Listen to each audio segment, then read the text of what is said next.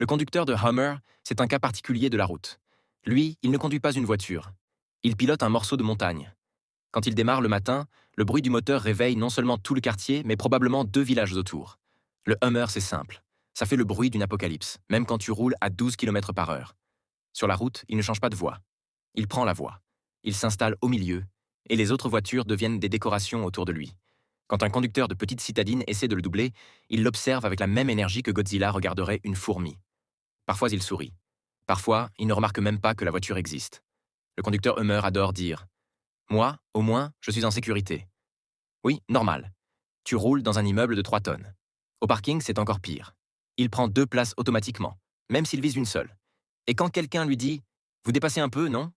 Il répond: c'est pas moi qui dépasse, c'est la voiture qui respire. Le conducteur Hummer met de l'essence comme on remplit une piscine. À chaque plein, il a une petite larme, mais il se dit: le luxe, ça se paye. Et quand il croise un dos d'âne, il ne ralentit pas. Il le domine. Les autres voitures rebondissent. Le Hummer avance comme si le dos d'âne lui demandait pardon. Bref, le conducteur de Hummer vit dans un monde où la finesse est morte, mais où la puissance règne, reposant sur 4 roues aussi grosses qu'un canapé.